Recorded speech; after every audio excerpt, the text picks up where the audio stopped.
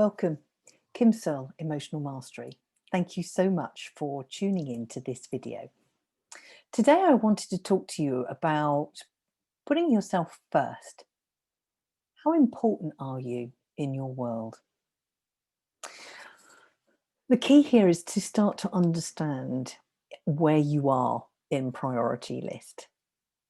Just a little story. Many years ago, when I was looking to make a massive change in my life, the first thing I did was understand the importance that it was going to have on those around me.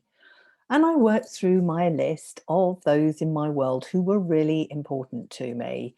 And it was only when I got to either the sixth or the seventh behind the dog that it was like, oh, wow, where am I?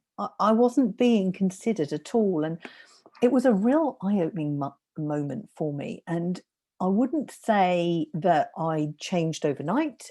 Circumstances can't always allow that.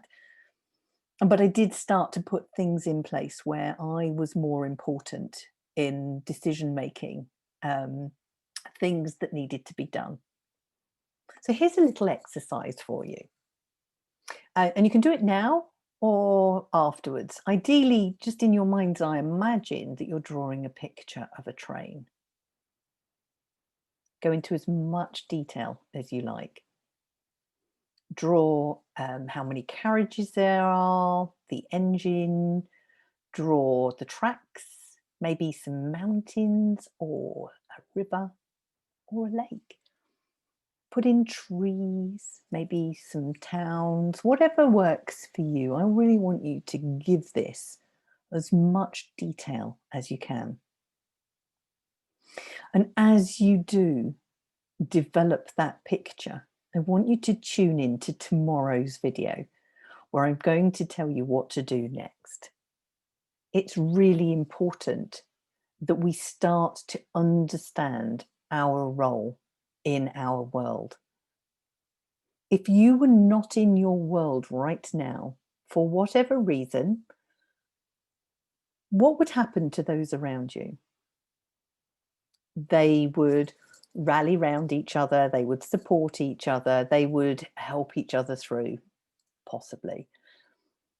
So therefore, even though you think you're indispensable, that nobody can cope without you, they can. They may not like it, but they can. So it's really important that you start to think about you in that picture. Rather than being seventh on your list, I want you to be at least in the top two.